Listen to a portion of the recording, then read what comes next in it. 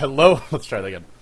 Hello, ladies and gentlemen. Welcome back for our second of 3 matches of the day. This is Game 1 of AEON versus Tongfu, your winner bracket finals. Whoever wins this match will be one of the 2 final teams competing for that coveted spot, that trip to Seattle for the International 2. $1 million will be on the line for first prize at that tournament.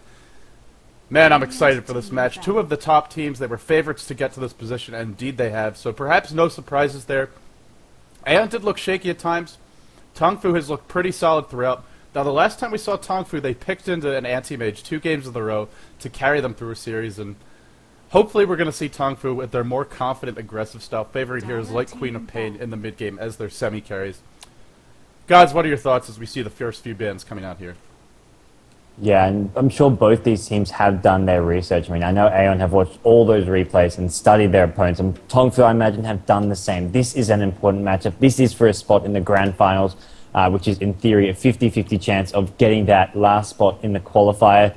And both these 2 teams will be well prepared, well rested, and we're going to see what they can come up with. I have to agree. I hope we're not seeing an anti-mage here. Tongfu have played some very aggressive and sort of strong mid-game pushes. We've seen Hao play a lot of DK before that, although he has been switching over to heroes like the anti-mage as well as the morphling for the more sort of hard carry-based options. They've also used the bounty hunter really well. That's another hero I really hope we see them pull out in at least 1 or 2 of these games.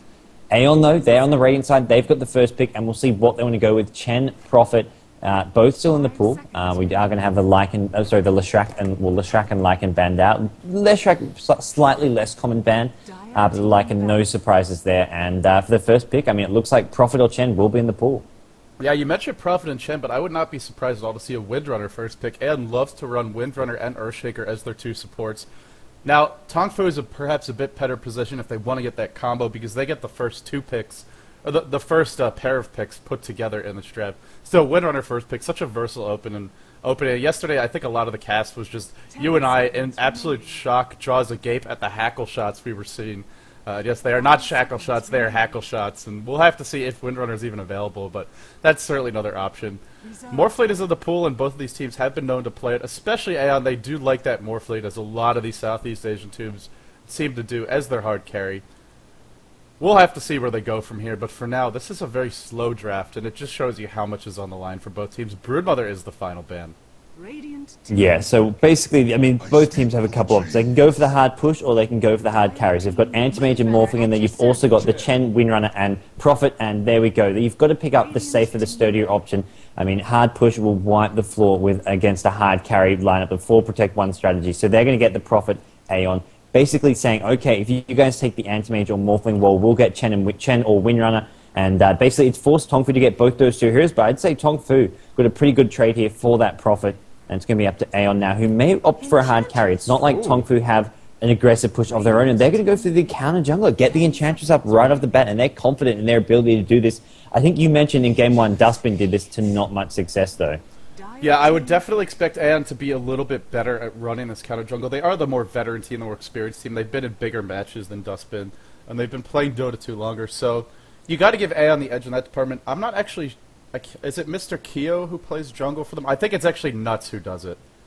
I believe it's one of those 2. I haven't seen his jungle too much because AEON has not really been running junglers this tournament.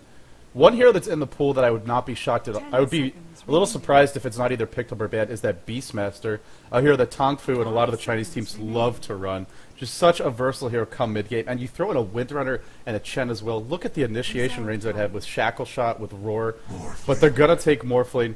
I'm guessing we're going to see an Anti-Mage ban here in the second stage. The Chinese do not like to match up against that Anti-Mage when they have the Morphling in their hands, and it's a smart decision. Yeah, I think this is one of the few chases. I mean, I agree that they might ban out the Anti-Mage, but at the same time, look at AEON. They've got such an aggressive push. I think they'd be more worried about AEON going for an all-in push strategy here than actually picking up an Anti-Mage. Because they go Anti-Mage, it means their push is somewhat limited. I mean, if AEON, I think they'd almost prefer to get something like that DK here with the VS, or they could even go for the Beastmaster as well. But I definitely think DK may be going to be a better ban here, even in the Anti-Mage. I mean, typically I'd be in full agreement. Say, if you've got Morphling and you can ban the Anti-Mage, do so. But against this amount of push and aggression from AEON, I think banning out some of those other options may be the way to go for Tongfu. Well, it actually is Tongfu who have the first pick coming, or excuse me, AEON who have the first pick coming out of the stage. So I mentioned Beastmaster, but you're right. Giving away that Beastmaster Venge and then they have an Enchantress and a Prophet on top of that, you could just go max out those Rs first and push everything down. Now, we probably wouldn't see that anyway. Teams tend to like to get the nukes leveled up too, but even if you just have the Rs in the mid-game, it's so much DPS. You don't really need a hard carry with all that damage. Plus, it kicks in really early, and that's where Morphling is going to be struggling a little bit to contribute. We'll have to see, though. For now, it's a Crystal Maiden. If you look at Tongfu's lineup, they definitely need that hard support, and Crystal Maiden is one of the favorite support picks for all of these teams, so no surprises whatsoever there. I'm really excited no matter what else happens to this draft. We're going to see an Enchantress up against the Chen early on. You throw Prophet into the mix as well as that Vengeful Spirit. So much potential for early game clashes, early game tower dives. Very smart ban there by AEON. If they didn't want the Beastmaster themselves, definitely want to remove it from the pool. And you mentioned the DK, Tongfu's clearly done the research. In fact, both of these teams have. It begs the question, what is left? And one hero I see available that I know Tongfu loves to run is that Bounty Hunter. Will they ban it out? Will they look to pick it up? They could go either way, but they have room for an off lane if they want to. They could send the Windrunner mid. They have room for it in their lanes, but whether or not it's going to be effective against this style of play coming from AEON, it looks like AEON want to take down a lot of early towers. They may prefer to go for something a bit different here. We'll see Tongfu. They ban out the DK. If they do want to ban out the Antimage as well, now's their chance, although I think they may just go for some other aggressive hero. I mean, even something like a Pugna being banned out here, some kind of strong solo hero, something maybe even a bit tanky, because right now AEON do have a fairly switch line. They're going to ban out the Clinks. Ooh, that's a hero they have used a couple times. Mostly it's been Suamon playing that hero, I believe, or I think it's been Suamon. Ken also plays their carries every now and then, but Clink's ban is a hero AEON have used a couple times, and I like seeing that being banned out, especially with those auras and the nice lockdown that you can get from the VS stun as well as the Prophet Sprout, which can really set up some nice kills and ganks. Yeah, I really love the Clink ban here. It makes a lot of sense. It's also, yeah, the Orchid pickup, it's such a fantastic initiation tool, and it also makes the push a lot easier to come by, because it's not only Clink's pushing power with Strafe, with fire arrows, it's also the fact that you always have to worry about that Clinks. As soon as he hits, say, level 7 or so, maxes out those Searing arrows, you don't know where he is. Even before the Orchid's picked up, he is a lot of burst damage, and against a hero like Morphling, who starts off very slowly, it's a smart ban. It's also here AEON is running. Ultimately, both teams have done their research, but now all the bans are completed and we're just left with picks, so who will AEON go for? They have their two hard supports in the Vengeful Spirit as well as the Enchantress, so it's definitely going to be carry and then maybe some sort of team fight hero, unless they go with that all-in push, but I don't know about all-in push versus a team like Tongfu, because one or two misplays and Tongfu will win the game because they'll get a big gold lead, and Tongfu, such a good team at turning fights around, at baiting you in too far, punishing mistakes, and they have very defensive heroes, Chen, Morphling, Windrunner. It's going to be tough to crack that opening. One hero that is available, both of these teams love it, it's that Earthshaker. Oh yeah, and I mean, that would sort of give AEON sort of a bit of a backup plan. They wouldn't be going all in for the push. They'd have the pushing potential, but I don't think it would fit that well unless, I mean, for one thing, they've got the VS and Enchantress. They have to be playing VS in a farming role. They're going to go with the Death Prophet. We saw them use it once yesterday, and this, I mean, it's looking sort of like an all-in push, but the same way, it's not like they have to push down early game. They can also just wait to mid-game, have the mech and pipe up, and also just have the Death Prophet who can be really nice and tanky. So it's not all about having to take down towers as fast as possible. It's just about making sure that they win their lanes and get towers when they can, once they get their levels and sort of their core items. They don't have to get down towers in the first 10 minutes. They can wait for sort of around the 20-minute mark to do so. But they have the option to get those early towers to boost up their gold if they want. Venomancer's the retaliation, so that's just going to be a bit of defensive laning here. You can use those Plague Wards to keep those towers up as long as possible. Yeah, it is going to be Tongfu who are likely on the back foot at the start of this game. They do have a Chen to work with, and, hey, if it's all going to come down to that early jungling, as it always seems to, with the Chen and Enchantress in the pool. If one of these two is able to get some early ganks, it's really going to favor that team. And if you look at AEON's lineup right now, they are quite squishy. They don't have the mobility that Tongfu has with that wind run, the Morphling with his waveform for the escape mechanism. So, in terms of who's easier to kill off, I would definitely say AEON. That being said, they have really strong lanes, and the push is coming. This is the strategy they executed in their previous match. They picked up a Death Prophet as well as a DK. They won a couple of massive team fights and just crushed their way through. I believe it was Myth Trust that they knocked off. It wasn't Myth Trust. It was someone that they played the Death Prophet and the DK against in their most recent series, and it was a really powerful combo. They're not going to have the DK as that additional frontline tank. If they want to get one, I mean, there's a Slaughter in the pool. He requires a bit more farm to get going. We'll have to see. No, they are going to go for the hard carry. Anti-Mage is the final pick. Wow. Interesting choice here, but it gives them that late game insurance. And Tongfu right off the bat, they don't think twice. They go for the Night Stalker. It does give them the late game insurance. At the same time, if they play it in a way, they can still go for that mid-game push. I mean, Antimates can just go straight for the Vanguard treads into a Vlad's. Even just getting, if he farms well, he can maybe even have a Manta around the sort of 20-25 minute mark, and that can help out their push. Not to mention, he's a hero that's hard to take down with a Vanguard, with some strength threads, and the spell shield. I mean, you have to throw a lot of nukes at him to actually kill him. And if he's in the front lines, he can do a similar role to the Slider, or more importantly, the DK, the one they used to use with this sort of strategy, and they used yesterday, just by tanking up as much as possible. He doesn't quite do as much damage he doesn't have the long-range stun of the DK and ulti form, or do quite the same damage to towers, but with the Manta style, he can do some decent work, especially on heroes with that mana break. Yeah, both teams have picked some aggressive heroes to round out their lineup, but, especially with that Night Stalker pick for Tongfu, the Venomancer. It's a lot of slow for Tongfu. What they're lacking in is actual lockdown. The only reliable lockdown they have is that Shackle Shot. Maybe you count the Night Stalker Silence. Against a hero like Anti-Mage as well as a Death Prophet, these are heroes, the longer they survive in the fight, the more likely their team is to win that fight. So for Tongfu, I think the early game here is going to be crucial, especially because if they fall behind, and will get the map control very quickly on the back of that Death Prophet ultimate, the Prophet trees, as well as the Enchantress creep. So much pushing power come, say, the 7-8 minute mark. And right off the bat, the King is suggesting that he wants to go for that early push. Rita Basilius is picked up, as well as a pair of Tangos, so this looks to be a laning Prophet. Probably going to see him up in the off lane. Enchantress apparently is going to be defensive jungling. That's being played by Mr. Keo. Ken maybe headed mid. Not sure where he's going to be laning, but for the moment, it looks like we might see a VS Anti-Mage mid at a Death Prophet played by Suwaman, who is normally the player that sets the pace for AEON. Headed down towards that bottom lane. We'll be getting that safe farm.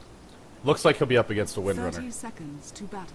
Yeah, it's going to be a decent matchup for him. It's not. Yes, it was actually King who played the Death Prop, so a bit of a switch of things around this game round.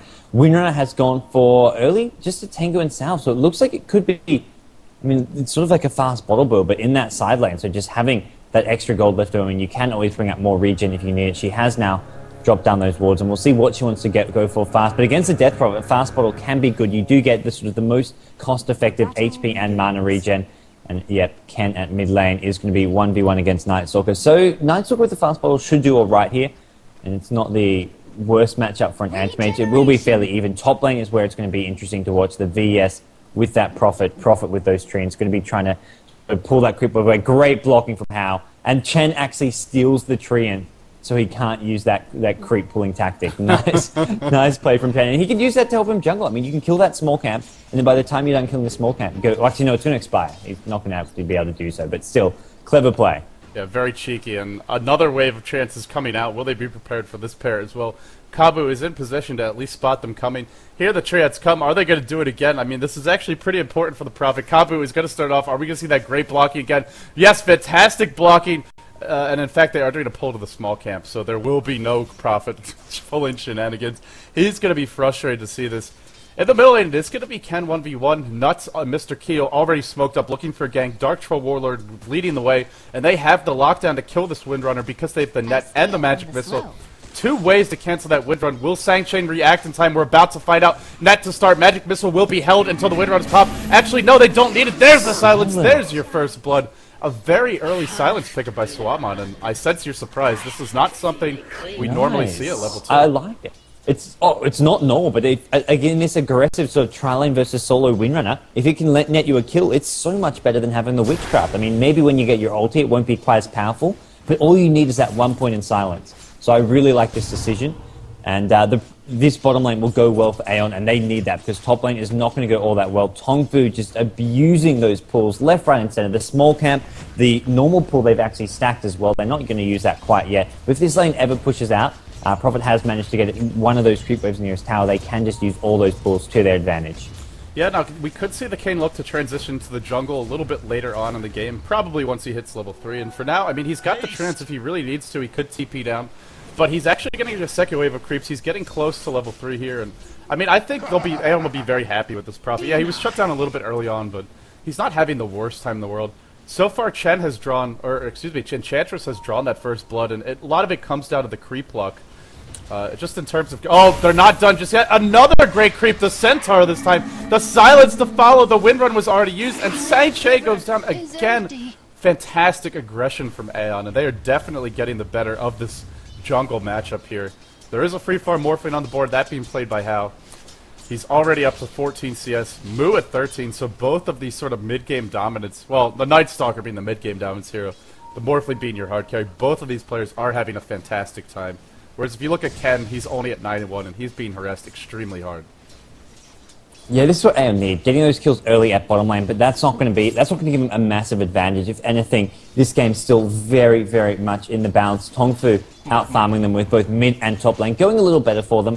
Although this bottom lane, getting those kills on winner, and most importantly, the first blood, will help Death Prophet up get some very fast early items. And Suamon is one of those players you always have to look out for if he can get those early items and farm. This bottom tier 1 tower, maybe that's what AEON need to go for. I mean, they've got those 2 kills, but ultimately a tower can be worth more than a kill early on, and that's something that Enchantress can take very fast if you want to focus on those.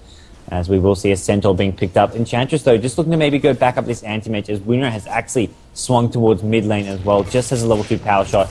And we're actually just going to see Winner throwing power shots at Ken on the mid lane, unable to do anything at bottom. Well, it's pulled so far that Windrunner has nowhere else to go, so might as well be doing this. I would really like to see a gank on this Night Stalker before the first nighttime hits, especially if the Windrunner's not there backing him up. If Sangshane's here, then, hey, you're not going to go for that kill, but if nothing else, to drive the Night Stalker back to base, maybe steal a rune or something like that, and in fact, the rune spawn's bottom, Nuts will grab it, and that's really going to hurt this Night Stalker. Though, as I say that, looks like he will be doing some bottle crowing. So Moo's not going to suffer too much, but without that rune, and in fact, here comes the Enchantress, just doing some harassment. I like this, giving Ken a little bit of an opportunity to farm. Once the Death Prophet hits 6, then I expect to see the Enchantress doing exactly what you were saying, going for that push bottom. Before then, it will be a little more difficult. Oh, and mid lane, VS is actually invis here. I don't know, yeah, the die did have that observer ward. They know VS has that invis, and as a result, Mew is playing far back, but they're going to go in with the Prophet. The Sprout is there, there's no tangos, there's no way to break on out. With the the Enchantress creeps did not come in, there's an enchant. Couple more right clicks will get this kill. Anti-Mage is looking, he may blink in and get this, and it looks like he will get it. Goes to the Anti-Mage, great game from AEON, although they did commit 4 heroes and did get quite low. I'd say ultimately it was worth it because Death Prophet still farming at bottom lane. It didn't really come at too much cost. I mean, the bottom lane's still going well. It's only the top lane where Morphling still free farming, but that was happening either way. Yeah, fantastic movement around the map. And right now it's the Night Stalker that they have to be more worried about. They do have that anti-mage for some late game insurance, and it's not like AM has to do it alone. He's got that Venge to buff up his damage. The Death Prophet to deal it a bunch in her own right. The Prophet to keep the lanes pushed. So this AM has a lot. I want to say he's more backup than the Morphling does. And on top of that, it's the Night Stalker who will get going sooner. So I agree, that was a fantastic kill. The Morphling's going to get the farm anyway. I'm totally fine with that trade for AM.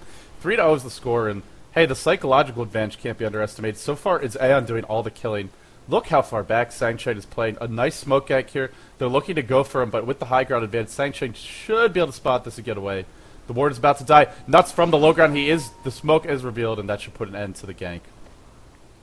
Yeah, they're not gonna succeed with that one, and as a result, a bit more wasted time coming out here, as Winrun should be playing as far back as possible. With the silence, the stuns, the lockdowns, they've just got so much. Profit is coming in though, and that's something Winrun's not ready for. Does not have any tangos, and I mean, Winrun appeared to know what was going on there, but no, just ended up walking right into it. Night Stalker is there. That Sprout actually could not have been placed better. It blocked off Night Stalker from engaging in, and it looks like now AEON will get a tier 1 tower out of this as well, and that's what they really needed. Death Prophet level 6. They can use the ultimate. They can even go for 2 towers, but here comes the counter gank. Night Stalker with Chen. Chen finally trying to come get involved. Chen's just been farming for the moment, which is an okay decision. I mean, get at the fast level 6, but right now, bottom lane in trouble. Through a nice kill for the Night Stalker, and that was just a bit of an overextension from Mr. Keo, although they are going to maybe get the Night Stalker. One more right click going in, and they get the kill. Suamon with the Death Prophet. Wow, that is a lot of damage coming out early from him, and that's a big kill. That Night Stalker kill, just as nighttime hits, is crucial.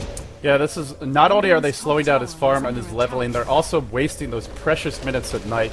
Death Prophet ult, just such a devastating damage spell, and this Night Stalker needs to get a Quelling Blade or carry a pair of Tangos. That is at least the second, if not third time he's been really denied by a Sprout, and when you're playing a melee hero, that's just so important to be able to get out of those Sprouts quickly. Night Stalker speed does him no good if he's held in place, and if you can do that with a Sprout, which is spammable and has a very low cooldown, well, I guess that means it's spammable. It's going to be a great thing. The King, although he hasn't been top and Morphling has been free farming, he's still getting levels. He's still getting some gold up, 500 gold, rid of Basilius boots. Crucially, he'll have that level 6 soon, and with that level 6, they could sort of up the ante on the ganks here.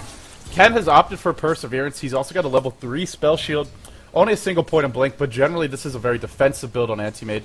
I like the Spell Shield because Blink is not going to do you much good if you're silenced, even if you max it out. So Stats would be the other option. But maxing out Spell Shield, very defensive build, and against the burst damage of Tongfu, as well as that Night Stalker Stunts, this is the way to go. Yeah, no, it's smart, and we'll see if he goes straight for the Balefree. Maybe he wants to pick up some treads first, but I mean, generally, just getting that Balefree up as fast as possible is all that. If you want to go for the Perseverance, you get the Balefree. You don't worry about those trades. If you wanted to be aggressive, you'd get those early. But here we go. MU getting involved, takes out Mr. King in the top lane, and that's just the start of the match. That's his second kill. He did get the one in bottom lane, but that was counter-ganked, and so far has not been all that involved in the action here. Mew, this is sort of one of his trademark heroes, actually. In China, in the Dota 1 scene, his Night Stalker is often just insta-banned because of how much Tongfu, or formerly known as Panda, I guess, although this isn't the full Panda team, have used this hero. So this is one of his trademark heroes, and now being seen in Dota 2 finally. Oh, here comes the push with both lanes. Top tower goes down. Morphling last hits that, and are we going to see How again with that outrageously strong farm? He did play the anti-mage for them 2 times in a row in their last best out of 3, and he had all the items that series. Will he get them all again? We're not sure yet, but he's off to that start that he needs if he wants to do so. Perseverance, 1100 gold.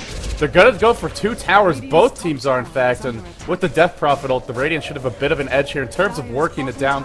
Glyph has already been used by both teams, and the towers continue to take damage. Actually, I say that, and it looks like look how many skeletons they have. Oh, and in fact, that tower will go down first, but it looks like we're going to see a trade. I want to say the tower trade, in a vacuum, it favors the Radiant because these 2 towers bottom are very important for Roshan map control. If they can get down those other 2 mid, they're going to have the advantage in Roshan fights, or at least keep things even, which is huge on the Radiant. Of course, How got a last hit on the tower, so he's going to be quite rich.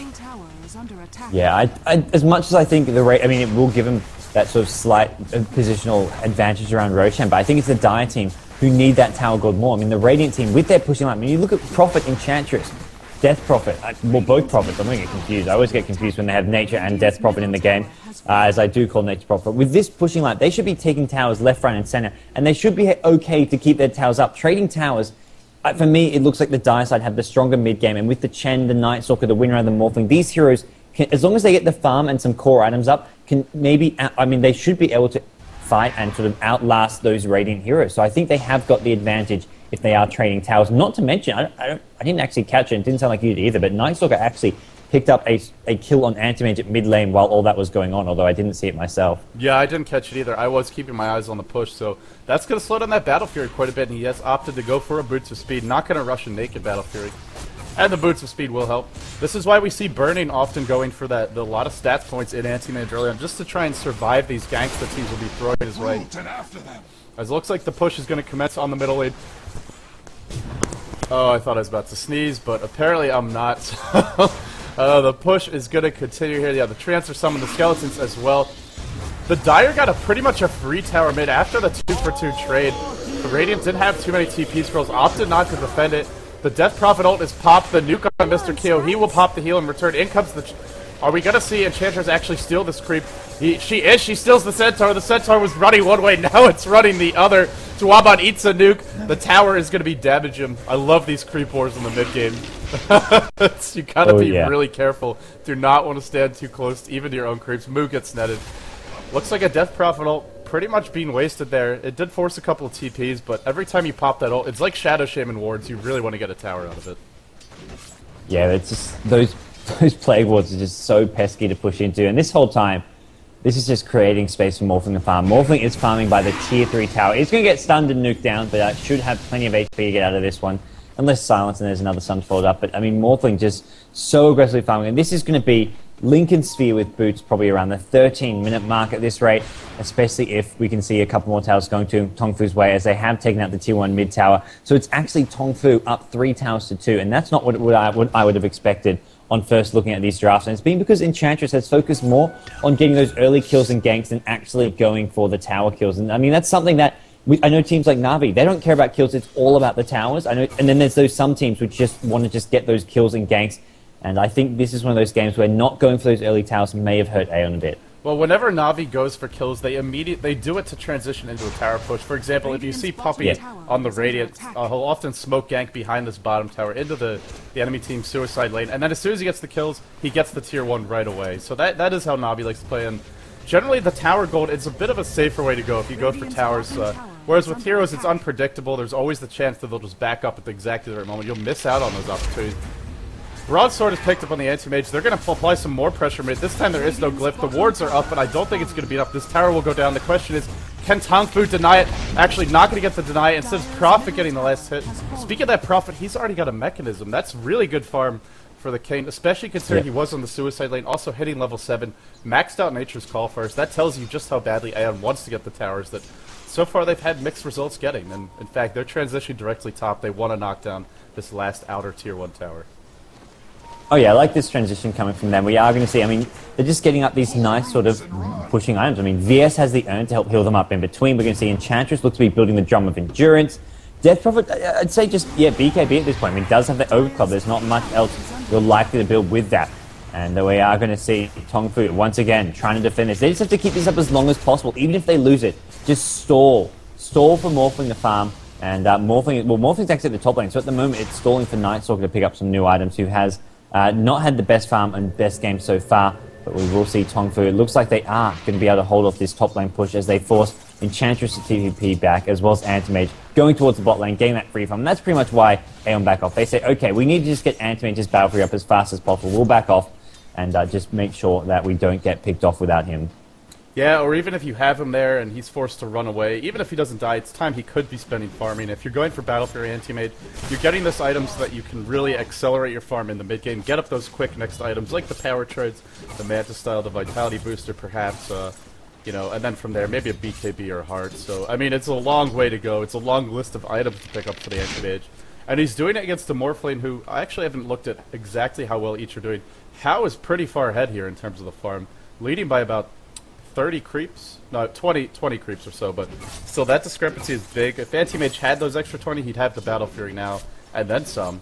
And it looks like the Dire are going to go for Roshan, but nice, AEON, very good map awareness here. They are going to be scouted out with the Treant, so I think for now, tongfu may back off. Yep, and with this Nature's Prophet, something to always consider is that AEON can start getting a couple Necrobooks here. There's a Builder Giant Strength, could of course just be for some boring old Strength Threads, but that could likely lead to a Necrobook, maybe even a couple Necrobooks being picked up by this Radiant side, although the only other candidate really to buy one will be this Death Prophet. But just the one Necrobook 3 can be really annoying if you get it up nice and early, especially against someone like a Nightstalker. If you just drain all his mana, he's only sitting on a sort of 400 mana pool. That's pretty easy to get rid of. And here we go. AEON are going to make their way in. They've got the Tornado up tongfu, and that's going to help them out. They spot everything out. They back off in time. Death Prophet going to put the ultimate. It looks like Roshan getting low, and tongfu, when he commits that Nightstalker, is stuck. He's surrounded by treants. He gets swapped out by Nuts, and things are just a bit all over the place. Venomancer takes a big impetus, doing a lot of damage, and it's going to be King who goes down first, even after popping that mech, and AEON in trouble, even without Shackle Shot landing. Nuts taking a lot of damage. It looks like Morphling and Nightstalker will finish off the Vengeful Spirit, as Ken, the Death Prophet, as well as Enchantress, forced to back off. 2 kills, and Roshan going to go to tongfu. To me, Gods, this is the difference between having that Dragon Knight, having that Anti-Mage right here at this stage of the game. Dragon Knight could have just charged in, even with just Power Treads, maybe an Ogre Axe. Whereas an Anti-Mage, look at his items. I mean, he's got to sit so far back. He didn't die, that will give him the Battle Fury now. Another thing I want to point out, that Death Prophet wasn't even focused, and her ult did almost nothing. It's only a level 1 ult, and more importantly, she just didn't want to get too close to the Dire. So, a big win there for tongfu. They get a kill, they get the Roshan. And that swap out from the VS, I don't think she realized that Nightstalker was trapped, but that actually helped out tongfu. Yeah, VS just got put into a terrible position with that swap. I mean, in the Roshan pit, when tongfu were just basically all around her, it's not like AEON went in a winning position that fight. I think she thought Roshan was about to go down, she could maybe steal the Aegis, and the damage is not done. tongfu get a pick off at top, deny the tower in fact. Nature's Prophet, 2 deaths in quick succession. That's really going to hurt King. And, I mean, I have to agree, that swap in really didn't do all that much. I wouldn't say it's the main reason they lost that fight. I think just tongfu had such a strong positional advantage, there was no way AEON could really break through. tongfu saw him coming, they backed off accordingly, positioned themselves for AEON to come on in, and because, as you say, Anti-Mage can't do all that much, Morphling has a much bigger impact at this point, and as a result, fairly straightforward fight and Roshan for tongfu. Yeah, Hal did a great job. Even though he showed up late, AEON actually wasted some time. The Anti-Mage and the Venge trying to chase him. Venge wasted a magic missile on that Lincoln Sphere, which had just been picked up. I don't think AEON realized that had been picked up. You know, that time they spent chasing the Morphling was time that the other heroes were sort of running for their lives. From the Windrunner, the Venomancer, all the Plague Wards, even the Chen Creeps. And just those few seconds of baiting by Hal really gave Tongfu the upper hand. And when you already have the positional advantage, you have a bit better of a team fight lineup at this stage of the game. That's really all you need, is that slight advantage. Tongfu, always so good at capitalizing on even slight mistakes by their opponents. We saw it again there. Death Prophet ult is back up, BKB is picked up. They are going to push mid, Prophet ult bouncing through. This is a very tough lineup to crack here in terms of getting a push. At least if Sawama doesn't get picked off, he'll be okay. He does have that BKB if he needs it. It is pretty difficult to push into them, but as I say that, look at the wards here. Just such a nuisance to try to deal with. Oh yeah, and that's, I mean, this Venomancer pick is just, this is one of their support heroes having a massive impact. Compared to the VS, VS is just going to run in and die by the looks of things. Nuts. Did go a bit nuts there for sure, as we are seeing him getting picked off. Hal getting silenced, taking a lot of damage. He does get sent, well, does replicate out by the looks of things, as he does get back to bottom lane, where he's just going to keep on farming up. Anti-Mage just pushed it out, although that just sets it up for Morphling just to go back, free farm away, and then wait till he gets another big item up before they go for that push. Yeah, I'd really like to see Ken pick up a Quelling Blade here, as you do splash that damage, and when you go for a Battle Fury rush like this, especially when you're behind, you're not going to be contributing at all in team fights. And just being able to push a little bit quicker, apply some more pressure to these other lanes, especially with the Prophet on your team. If you ever have a fight going poorly, Prophet can just go join the Anti-Mage. You can sort of give up the tower, maybe take some damage, maybe lose a hero or two, but get something in return, apply some pressure to those lanes, and force the enemy back. So I think the Quelling Blade would be a nice start. More importantly, though, Ken needs a lot of time. With the Battle Fury pickup, he's still at least one, probably two big items away from being able to truly contribute here in the mid-game, especially against that Night Stalker silence. If he gets silenced, this Anti-Mage is actually food, and normally he's a hero that can't be locked down. Yeah, absolutely. I absolutely have to agree there. And until he has that Manta style, he's not really going to be able to have much of an impact on these team fights. As one, I mean, still, Tongfu aren't done systematically, tower by tower. They've taken out the top ones. They just took down the tier 2 mid. Now they're going to go for bottom, and it is just pop nighttime as well. That's going to make it even harder. As Mew just sort of pokes forward, scaring away Suamon, trying to maybe force out a BKB or at least sort of push him back. So there we go. 2 nukes already been thrown on this Death Prophet, and that gets Death Prophet down to almost half HP. And the fight hasn't even begun. So even if he tries to go in with the BKB, they can maybe right-click him down with physical damage. A third nuke. Suramon, look at all this damage. He's going to have to pop a BKB just to escape. Morphing the right-click damage is going to kill him. Off the swap, not enough to save him. Great play from Mew. That was just smart Night Stalker play. He just kept on poking.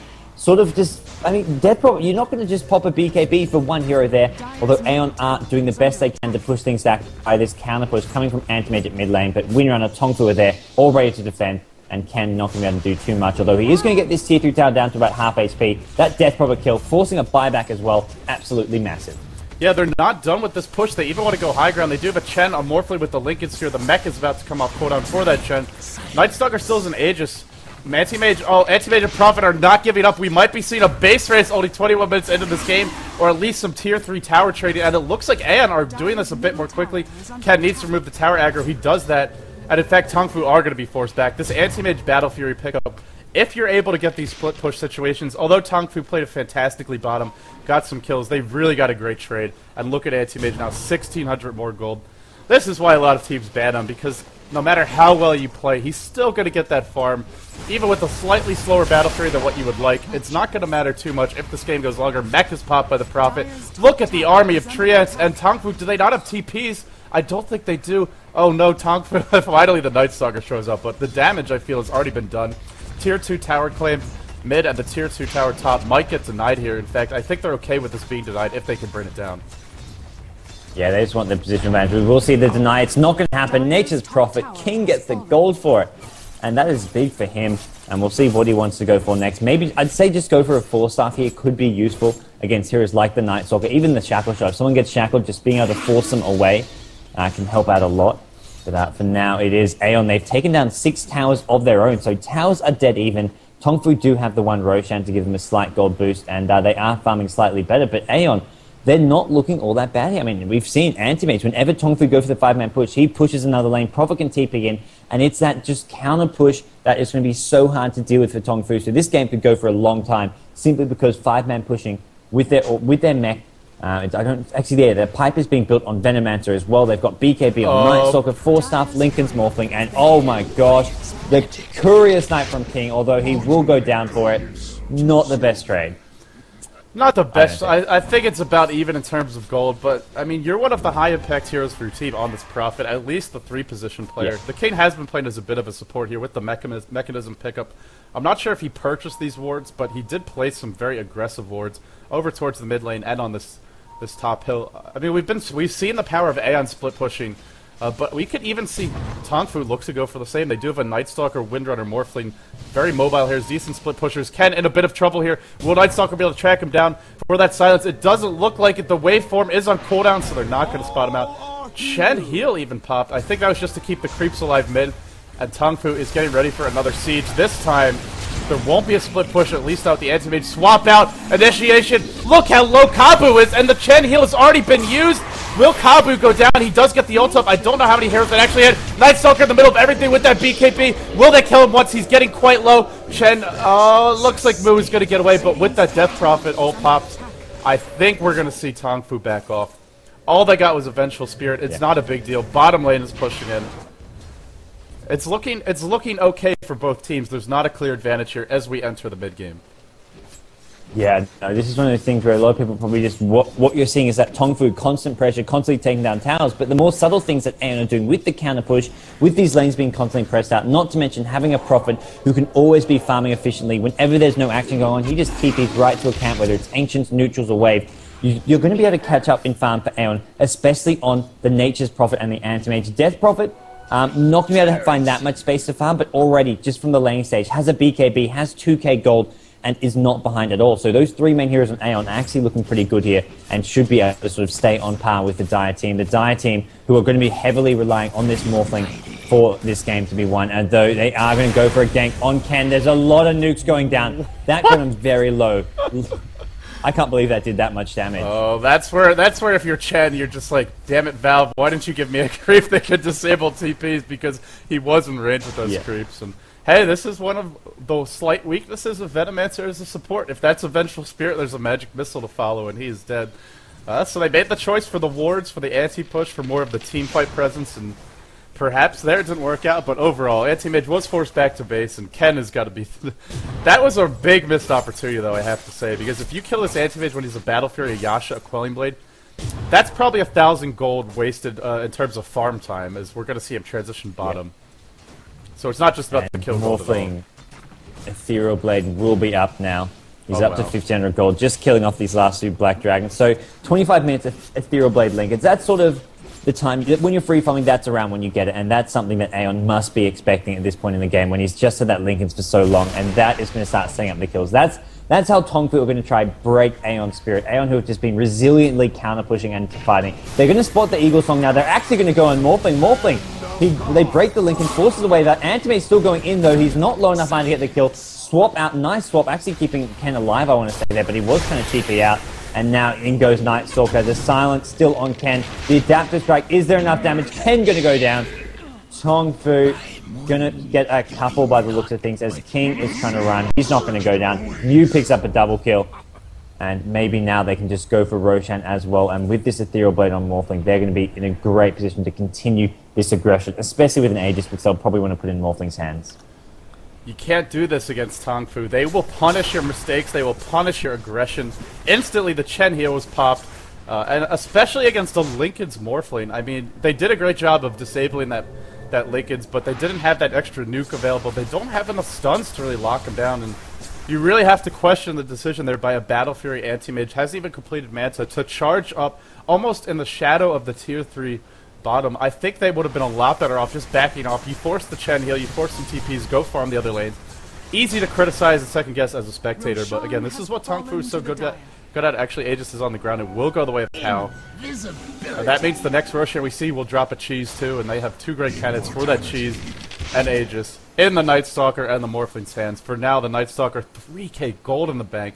Mu is very big, and he's about to find himself a kill here. Nuts is looking to be in a lot of trouble. Actually, he's maybe he'll commit to it. I mean, he's a bit blind. They don't know who's on the high ground. They don't know who can come in, so they're not going to commit to that. It would have required Night Stalker to almost run up that ramp into the base of AEON. So deciding not to go for it, just go for the safer option, which is going to be this push.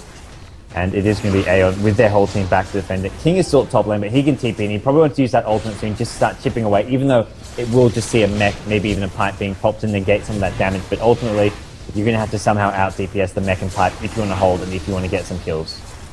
Yeah, no, one issue for AEON is they're a little bit lacking in terms of spam here. They don't have... All they really have is the Death Prophet carrying Swarm. They can use the Prophet ult if they need to. Oh, Mr. Keo melted by that Ethereal Blade, and this, like you said, this is how they're going to find that opening. Break AEON's defense is with that Morphblade and his insane burst damage. A lot of squishy supports in AEON who can be one-shot combo down by that Morphblade alone. Prophet is up top trying to get some split push going, but this time around I think Tongfu will be fully prepared. They're just not going to get the split push fast enough, and it looks like the tier 3 is going to go down. AEON's going to have to react at some point here. The question is who goes in first. It looks like Suwaman is pretty low. I don't think they can stop this. They're not going to. They're just giving up the melee racks. But can AEON really do anything? It looks like they feel they can't. The shotgun's back up. Oh, the power shot just that power shot was full load. It doesn't even matter if they don't get the kills. I mean, Tongfu, even when they use that shotgun, if a hero lives on 100 or 200 HP, that doesn't matter whether they get the kill or not, because either way it's going to force Death Drop to go back to base, heal up, waste about 20 seconds of defending time, and that just says, okay, 3 racks for Tongfu. That basically got that uncontested, and AEON are doing, there's not much they can do apart from TP top. We're seeing King go up there, and instantly there's a Night Stalker there looking to hunt him down, as it looks like King has caught onto that one. He's already backing off. Night Stalker not going to be able to get this pick off, at least not right now. Oh, with Tongfu, every time we see them play, no matter whether they're behind or ahead to start the game, the second that their opponents make the slightest mistake, it's just incredible how quickly everything spirals out of control for the enemy team. And AEON still has a chance to win this game, but they are very far behind now, and make no mistake about that. Morphblade is a full teamfight contributor, a massive source of damage, whereas the anti-mage really could easily lock down. He's got the Yasha, but he still needs a Manta style and probably a BKB after that before he can fully contribute. Whereas the carry for Tongfu is rocking and rolling, ready to go. Plus, that Aegis is not going to hurt at all. And AEON got to be very careful about their positioning. Although it is daytime, they spot Mu top, so there's unlikely to be any full-on aggression.